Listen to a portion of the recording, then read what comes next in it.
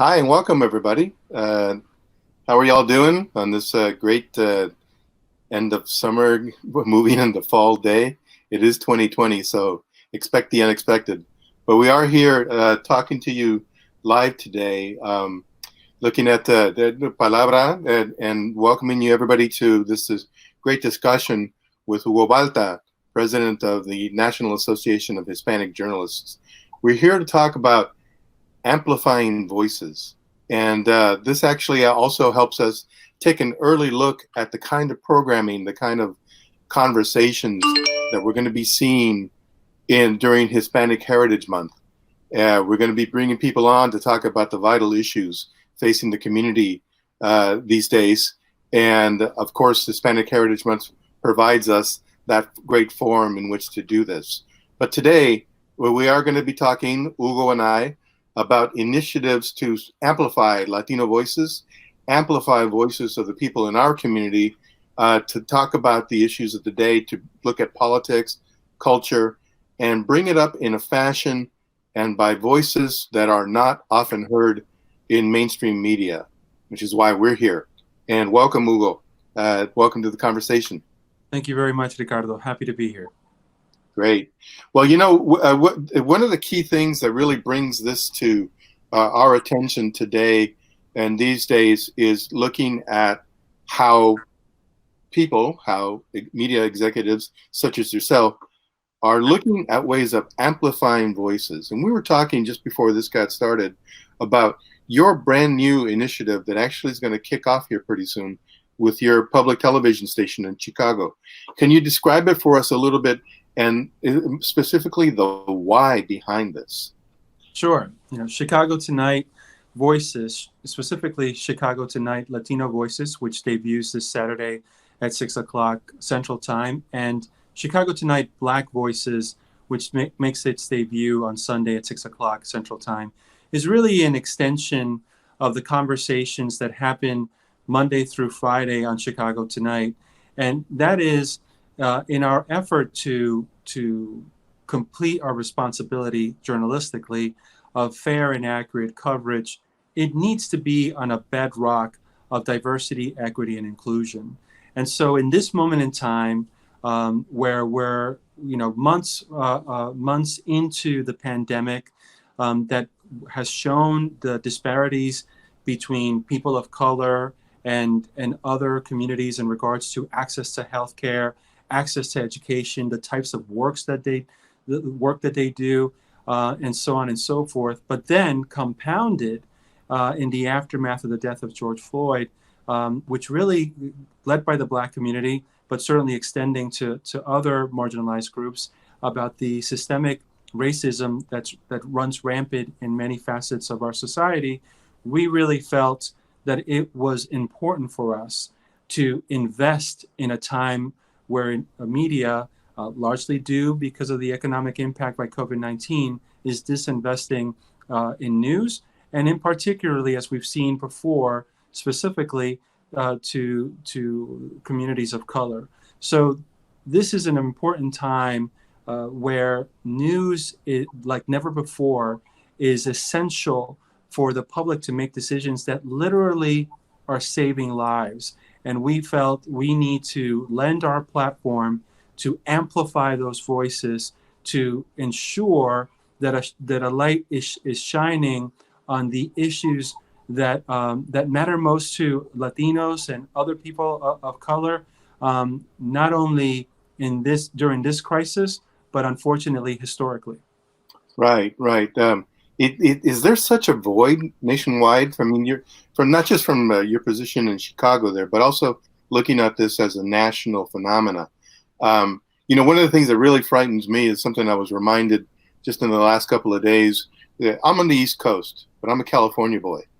And, when I explain to people here on the East Coast that I'm a Chicano, it takes a little while. And I actually find myself having to re-educate people all the time about what a Chicano is. But believe me, there are so many people in newsrooms throughout the United States that don't even know, for example, that there was a bracero program between of an official signed treaty between the U.S. and Mexico that introduced 3 million Latinos to life in the U.S. and set the kind of migration patterns that we have today. Mm-hmm. Such basic knowledge is absent from newsrooms. And so I asked that, and I'm asking this question in the spirit of that void.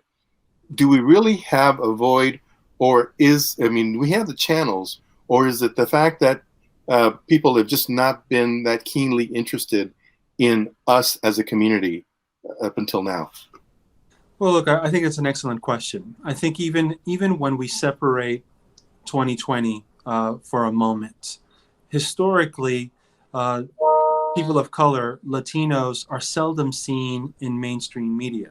We're both members of the National Association of Hispanic Journalists, and in its 35-plus year history, I can't say that we've really moved the needle much further than the founding members of this organization. Certainly, there are more news outlets, a lot of it driven by technology and the digital platform. But as far as the population of Latinos across newsrooms, it's not very different than back in the 80s when NHJ was founded.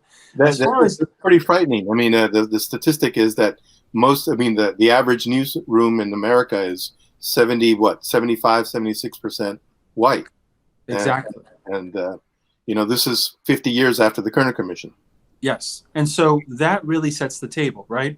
The homogeneous leadership in mainstream media sets the table for the focus, the topics that are chosen, the focus of the topics across platforms and how they're told and who tells them. And then, of course, the voices that are integrated in telling those stories. And that's one of the reasons, that NHJ and with you leading gave birth to Palabra, because we saw that despite our efforts, and it's not unique to NHJ, we've seen the same thing with the National Association of Black Journalists and other news organizations representing people of color, that despite of us knocking on doors, laying out the case for more diversity in newsrooms, asking for a seat at the table, to borrow a phrase that you often said, it is time for us to build our own table. And that's how Palabra came to be. And I'm very proud of Palabra in that it is the first platform of its kind by an organization like NHJ that draws from the well of experience and talent of our own members in telling stories that go deeper than the one-dimensional narratives that we often see in mainstream media when we actually penetrate mainstream media. And they're also stories that go beyond the patronizing focus, especially around an election year in the Latino vote, on just immigration. Certainly, immigration reform is of importance to the Latino community, as I would argue is important to all communities in the United States. But Latino voters are not unlike other voters where, of course, the economy is important in their decision-making for a candidate, healthcare and education. And that's what we're seeing in Palabra, these nuances that really help to chip away at the caricatures that we've seen historically in mainstream media. That's very true. And, I think, the couple of the stories that I really want to point out that we published in Palabra kind of stand out in my mind as being prescient or ahead of the curve, if you will. In January, we had a great essay by Michelle Garcia looking at what she calls very pointedly the gaze, the white gaze upon Latinos, which is a way in which the mainstream media filters news and information about the Latino community, that it has to fit a certain mold that has been created for us by established media. And I think that until we can break out of that gaze and we can reverse the camera angle, as it were, and start telling our own stories, we're going to be kind of looked at by mainstream media and, unfortunately, by politicians in a certain gaze, via a certain gaze. Yes. So that was an important story that we published in January. We have more stories coming up later this fall and heading into November that look at the Latino vote specifically and some nuances that have come out or are being culled out by studies that are being done in places like Texas, to look at the non-homogeneity, I guess if you call it, if that's a word, of the Latino vote. I mean, you can't expect that the population of Miami Cubans or Florida Cubans doesn't represent the full voice of Latino voters in the United States. What about the vast majority who are of Mexican descent, and the important voice that's growing of Puerto Ricans who have left the island and now can fully participate on the mainland, right? Yeah. So there's all these nuances that we need to be taking a look at that mainstream media is not doing for us. And that's the role of Palabra. I think another story that was sort of prescient at the beginning of the pandemic, where we published a piece in March that looked at just how vulnerable our community was and is to COVID-19. And I think a lot of the issues that are being discussed now by mainstream media were things that we brought up in that first story way back in March as things that we needed to look at. The ineligibility of many people in the community to the PPP programs or bailouts, as it were, are being essential workers on the front lines. Many of us in our community can't phone in our jobs, and how exposed we were going to be to the pandemic. So it's that kind of story that I think is critical to be able to tell, and Palabra has become an indispensable tool for that. Do you find, Hugo, that the industry itself is catching on to that, perhaps, and perhaps maybe carving out new spaces for us that get at this void that we've been talking about? You know, I think it's a mixed bag. You know, I think it depends on which market you're in. I think that there's, of course, unconscious bias, but there's also willful ignorance. And so I think, despite the fact that of all of you've mentioned, what COVID-19 has done is, you know, re-emphasize what has been prevalent in regards to disparities within the Latino community, glaring, right? How can you ignore it? There are still newsrooms that act as if it's you know, an aberration, when this is the normal experience, the day-to-day of Latinos and other communities of color. You know, two things that I'd like to mention. One, and I'll work my way backwards, is adding to what you mentioned about COVID-19 and the coverage.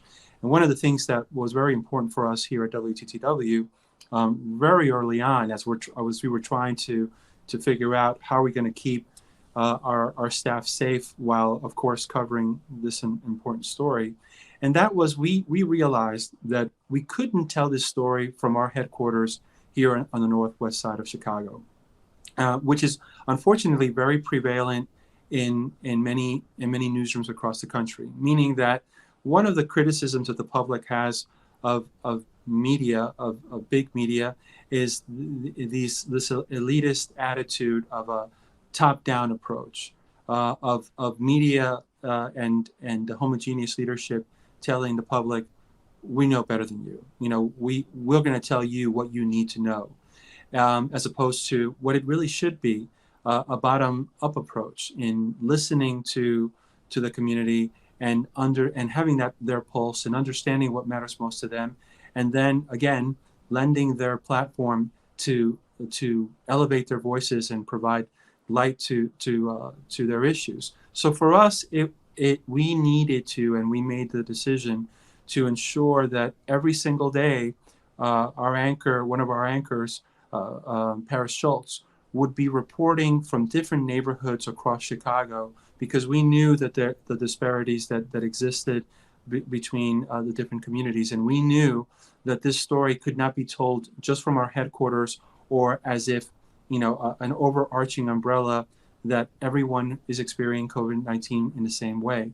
And by doing so, by going into neighborhoods like Humboldt Park, like Little Village, like Pilsen, Cicero, and other surrounding areas, we not only were able to share the nuances that the Latino community was going through in regards to staying safe, but also continuing to work, right?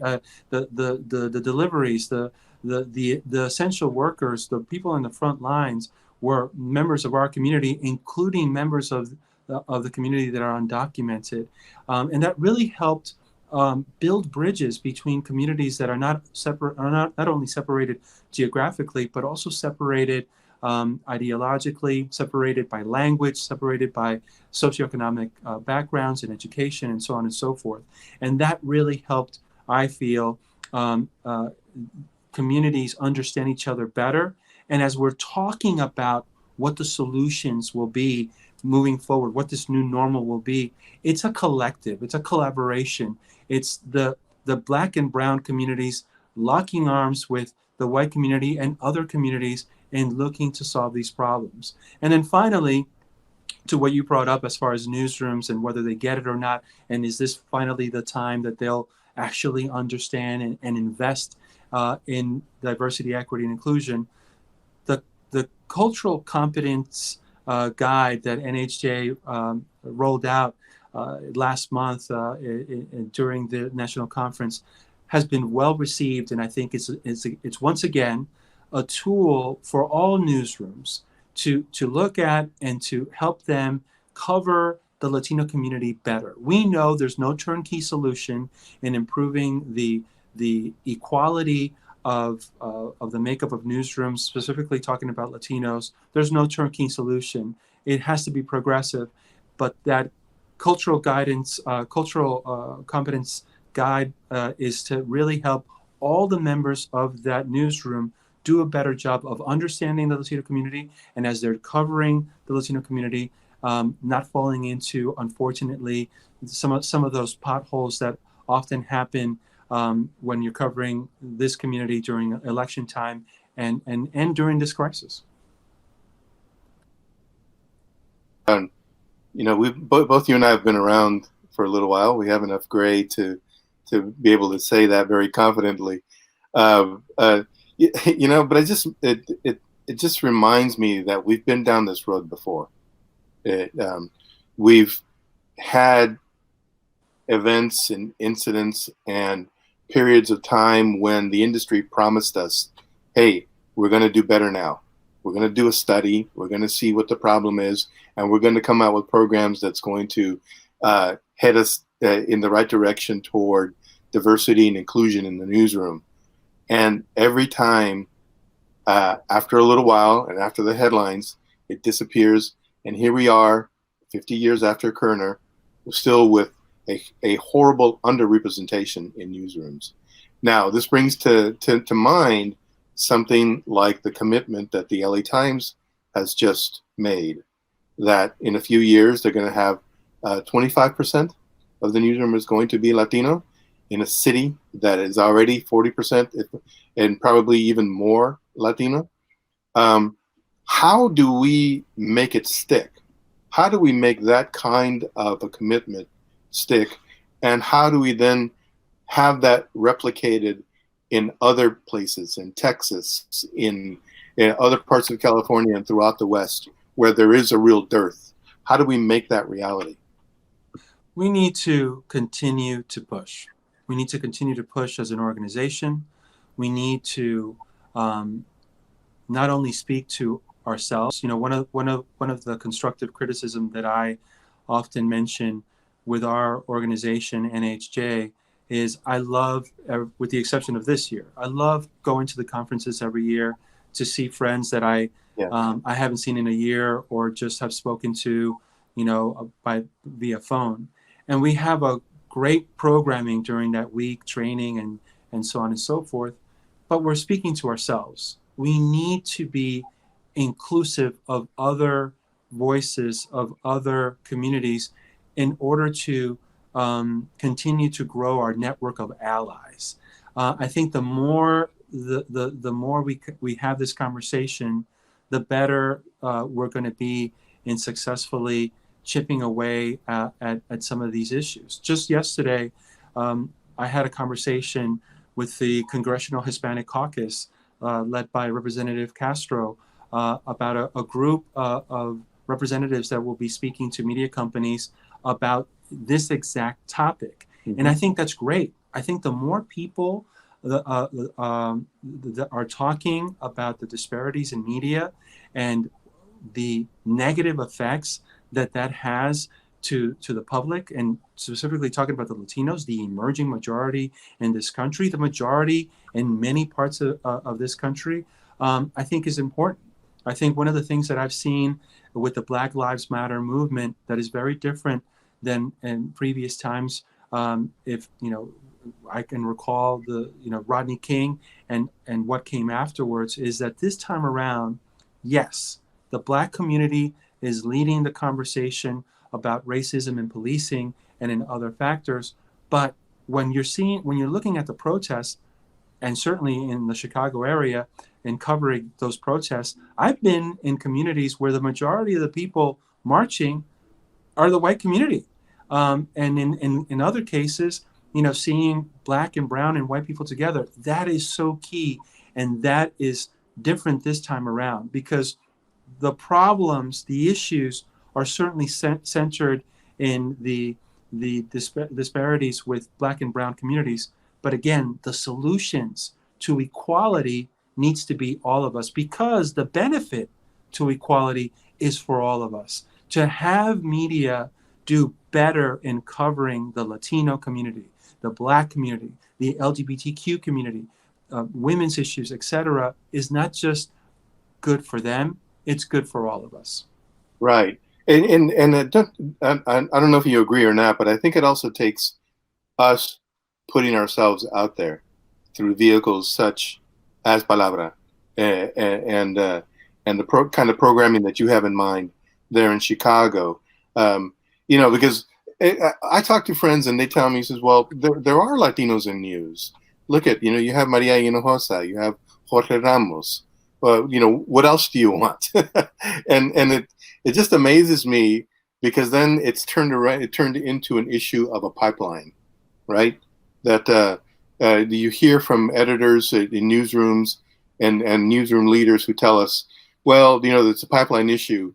Like, for example, if the LA Times wants to truly hit 25% in the next couple of years, they're going to have to rob journalists of color and Latinos from other established newsrooms. But my answer is that you're not looking broadly enough. You're not looking at the kind of work that's going on throughout the community. And one of the reasons why we do Palabra, and what I love about Palabra, is that my attitude is steal my reporters, because this is a rich resource, and it's a good bank of talent that newsrooms can look at. And I'm wondering if 5 years from now, you as a newsroom leader and looking around at your peers, how would you describe success? Could you identify it in 5 years from now? What's it going to look like? What's it going to feel like 5 years from now? Well, look, first of all, the notion that there aren't quality, experienced, talented journalists of color, Latino journalists, is really just not true. And I've heard that over and over again in my 30-plus, year career, and certainly in the work that I've done with NAHJ. NAHJ has invested under the leadership of Alberto Mendoza on training, and the last time that we had a in-person conference, you could see the record number of members, registrations of attendees, but also the number of recruiters providing us feedback and hiring, sometimes right there at the conference, our members. Now, the other thing is, those media companies, we're not going to do their job. The issue is, one, a lack of transparency, and NHJ, along with other organizations, perennially ask for transparency in the demographics of their newsrooms. You first need to acknowledge that you have a challenge, right? And the reason why we're not getting these numbers is because they don't have a good story to tell. But unless you acknowledge that you have a challenge, then we can't talk about a pathway to realizing the opportunity. And NHJ is here, like other organizations, in being a partner with media companies to, over time, do better, to what you said.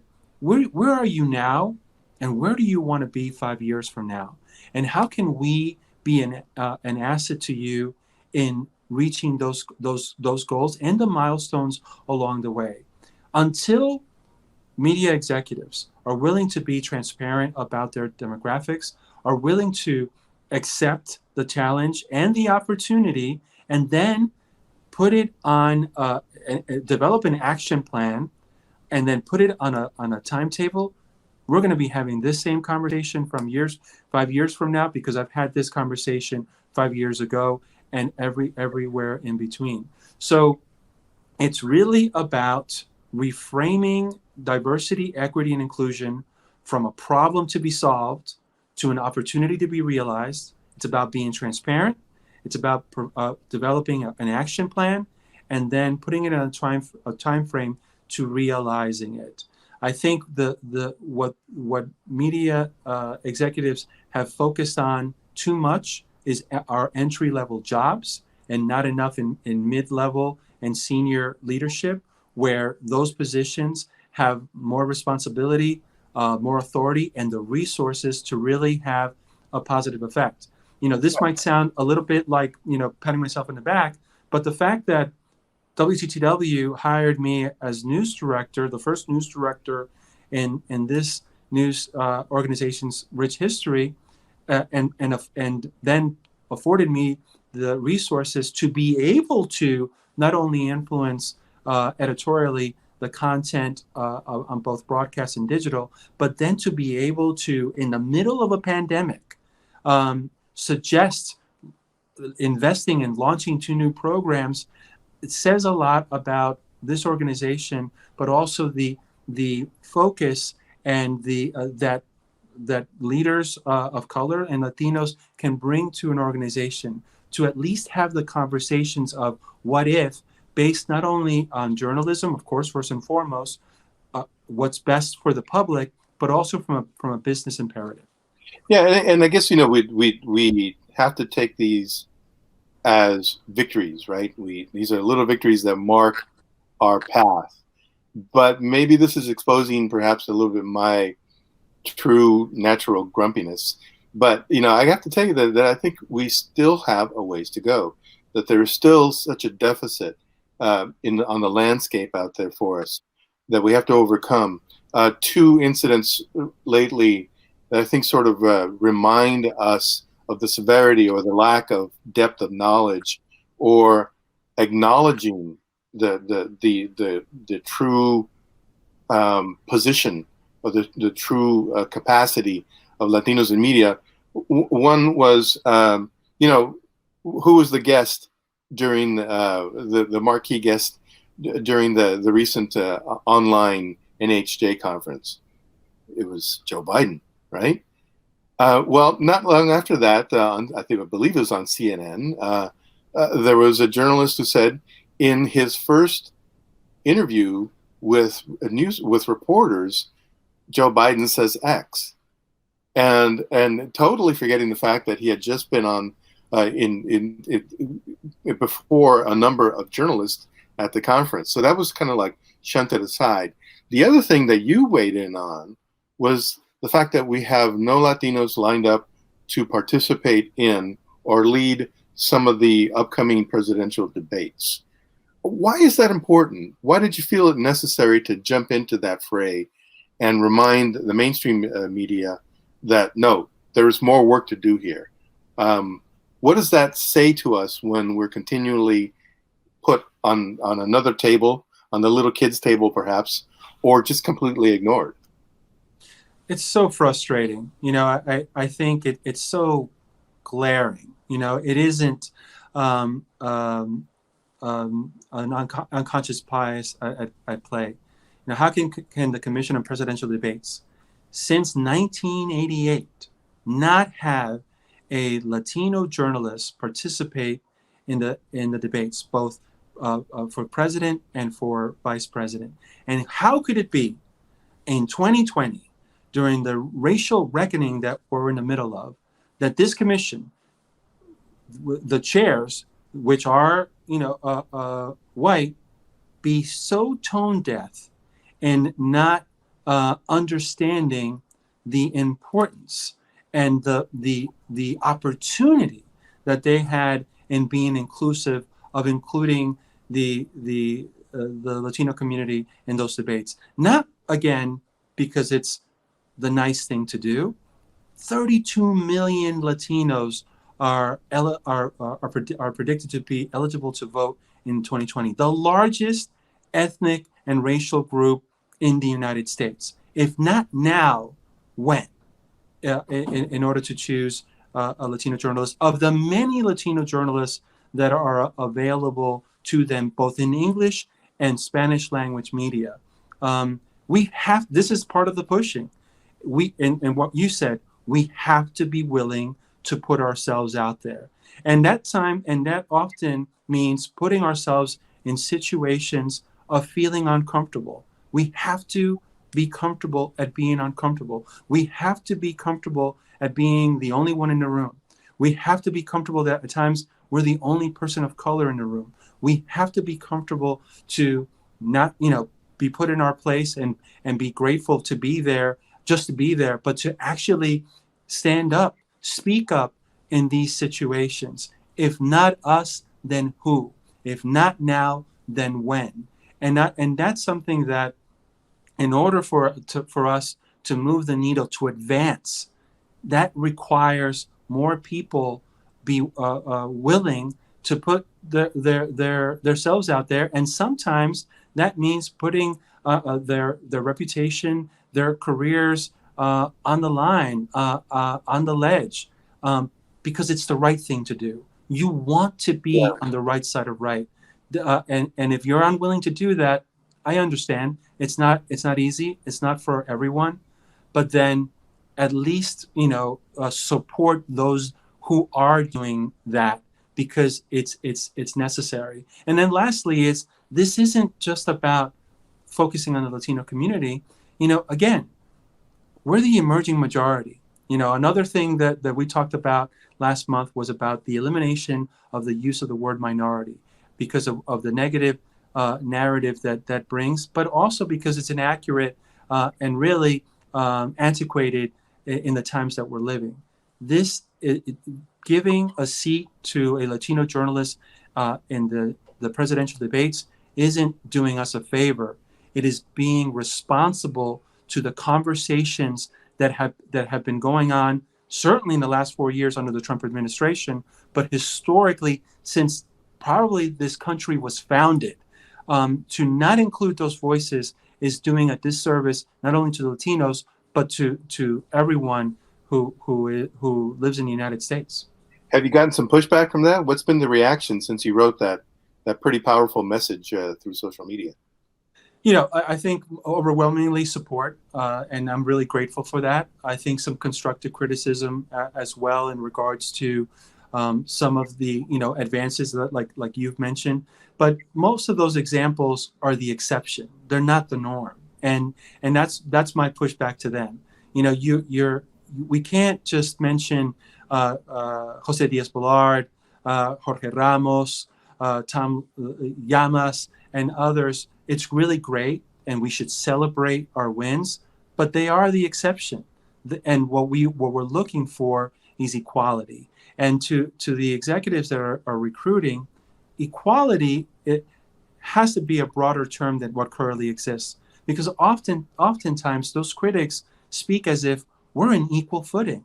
They're talking as if Latinos and people of color are starting the race at the starting line. They're not. We're a mile back. So when we talk about equality, and especially in media, it's about talking about what that means from in a broader term, and the positive effects that diverse voices have in newsrooms. You can't start in a utopian environment, because that just doesn't exist. Mm-hmm.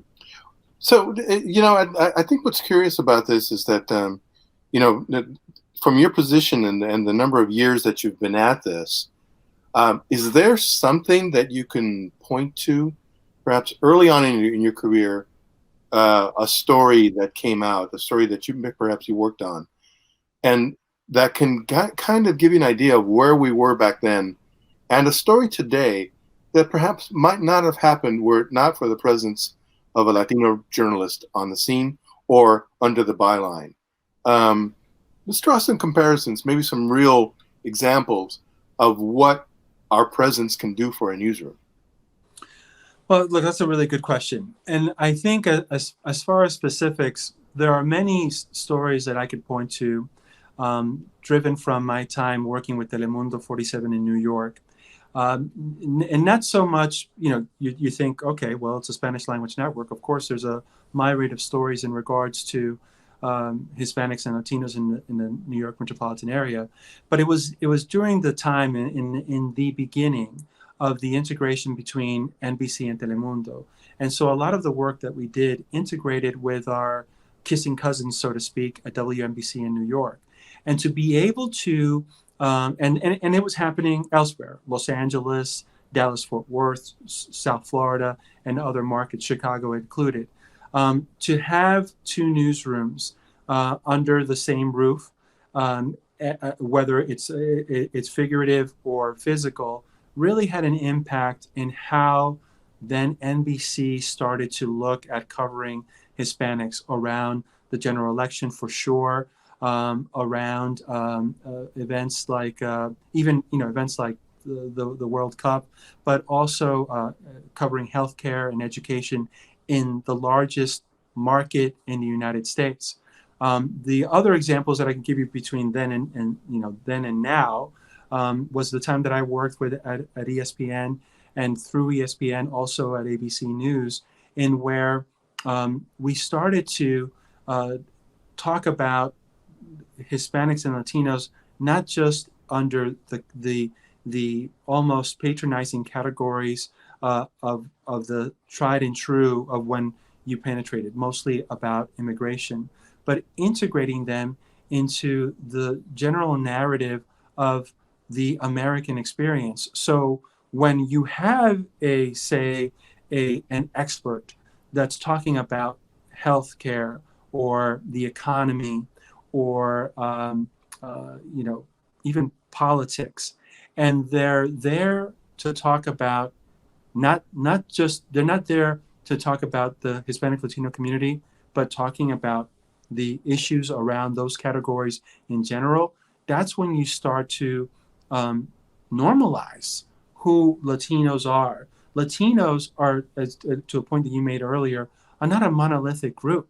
They're not all first-generation Americans, immigrants to the United States. They're second and third and fourth generation Hispanics, certainly an integral part of the overall American experience. And so when you're having Latinos be part of the conversation, when it doesn't have to necessarily, the topic isn't about Hispanic Latinos, that's really important. And some of the work that I did with ESPN, with One Nacion, which really embraced the integration of language, both English and Spanish. We're a community, many of us, certainly myself as a second generation Peruvian American child of immigrants, we start a sentence in English y lo terminamos en español.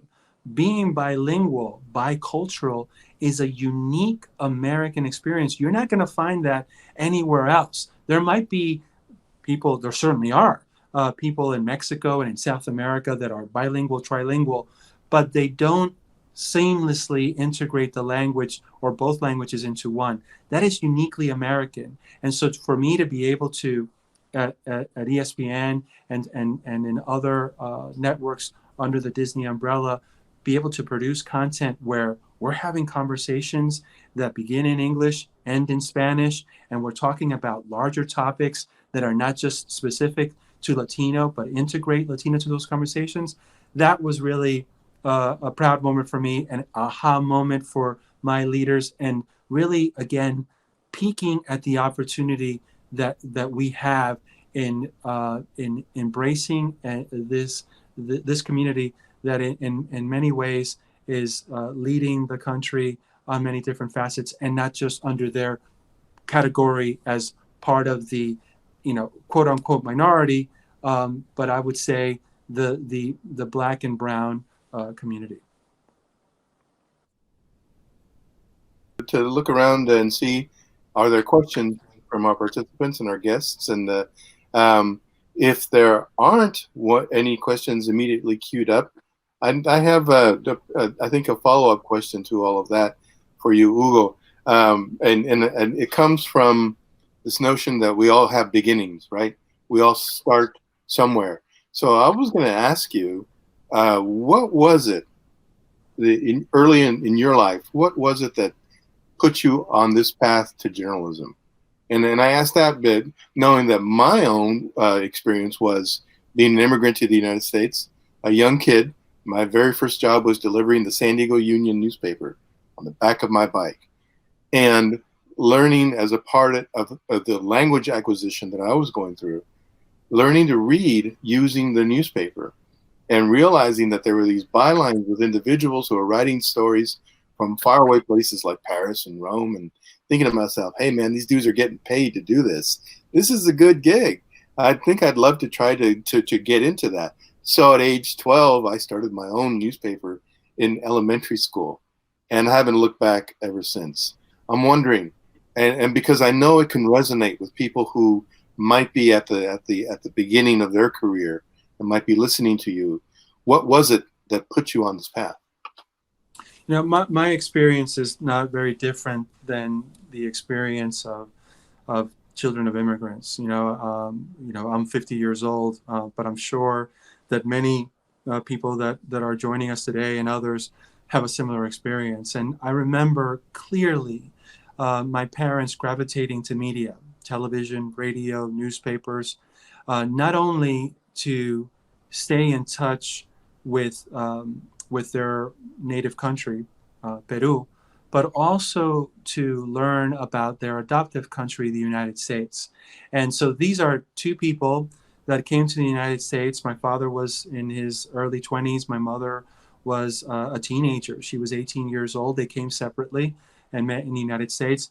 But they came to this country without knowing the language, knowing the culture, because of desperation, right? They came to the United States to do better for themselves and for their family. And so in doing so, in looking to be successful, they gravitated to media. So that was really impactful in how they consumed media and how that assisted them in becoming Americans. But I also remember, and again, it's not unique to me, being 8, 9, 10-year-old and going with my mother to do regular chores, going to the bank, going to the grocery store, going to the doctor. And I was the interpreter. I was connecting her. I was the bridge between her and whoever was in front of her, a person of authority and normally an English-only speaking person. And even though I might not have understood what I was translating, I understood the power of communication and being that liaison between my mother and this other person. So growing up, media and communication was really an influence and in inspiring me to become a communicator and to become a journalist. Later on, it fine-tuned, certainly through NHJ and becoming a member of NHJ. It really helped me shape my voice as a journalist, but also as a Latino leader. And because of bearing witness to my father having 2 jobs, I would not see my father during the week. He would be long gone before I woke up to go to school, and I would be asleep when he would come home from his second job. I remember going with my mother to clean houses, clean offices, visiting her at a sweatshop during the summer for lunch, because that was the only time we could spend together. And for me, it was very important and almost a responsibility as a journalist to be able to tell their stories and also be able to be part of media to help other immigrant families be able to fulfill their personal goals and that for their family. Fast forward to 2020, both my parents are successful, not small business owners, anchor businesses in the community that employ other Hispanic and Latinos, and through their hard work have been able to buy a house and help their children get a higher education. They couldn't have done that on their own. They did it with the help of many people, and part of that was through media. I certainly, if I've had any success in my career, in my life, it's because I'm on the shoulders of many selfless people, beginning with my family. So I feel it is my responsibility as a journalist, as a Latino, as a son of immigrants, to do my part in doing the same. Mi granito de arena, como se dice en nuestro idioma en español.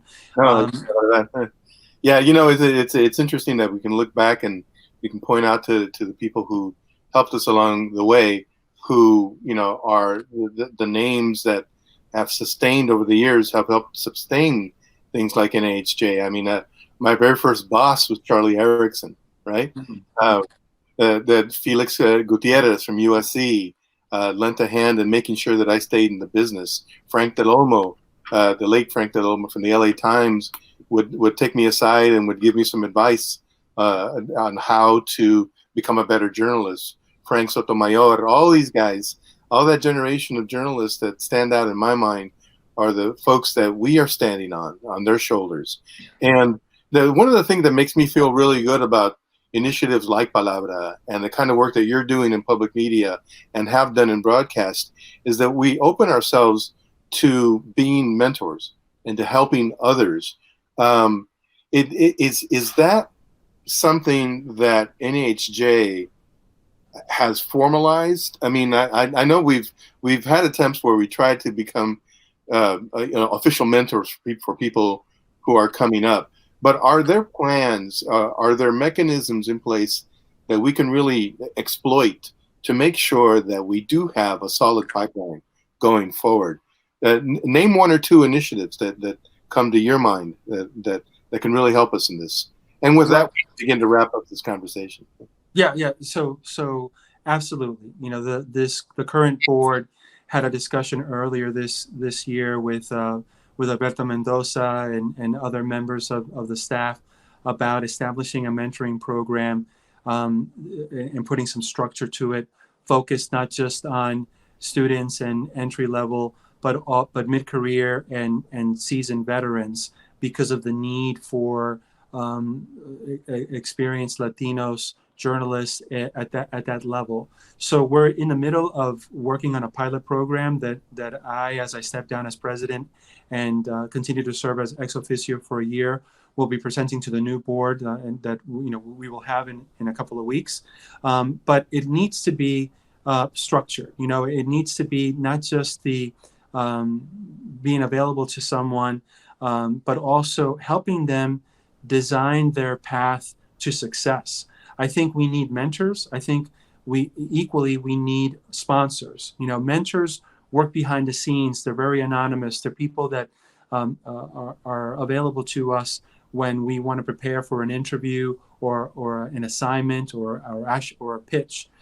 But sponsors are the people that are very public and they're forward facing. They're the people that open doors, that are speaking about us, that are championing us when we're not in the room. And I think that's equally important because we need the bridge builders between us and the people that are making decisions in newsrooms around hiring. So I'm hopeful that I'll be successful in making a pitch to the new board on a pilot program that I hope to roll out as ex officio as we head into the next national conference in 2021. And then from those learnings, establish something more robust and permanent for NHJ for the benefit of all members.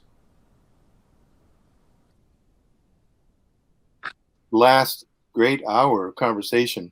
Boy, you and I, we can keep going. I know there's so much, right? And there's such a vast array of issues in front of us as Latino journalists, but also just as journalists and in positions to speak for a community. it's vital that we continue to try to do this and we continue to amplify the voices. One of those initiatives is what you're looking at now, which is Palabra Presents. And look toward Hispanic Heritage Month, where we're going to be presenting you even more great conversations, live conversations with people in media, with authors, with entertainers, to just give you an example of what we can do. So I'll be looking forward to seeing you all online with us in this pandemic year. I mean, who needs podcasts when you have Zoom and when you have Facebook and Google Hangouts and you name it? We can all do it now, and everybody can get into this. And I'm hoping that you'll join us as we move into Hispanic Heritage Month for more of Palabra Presents. So thank you again, and have a great afternoon, and keep hanging in there with this pandemic year, okay? Thank you.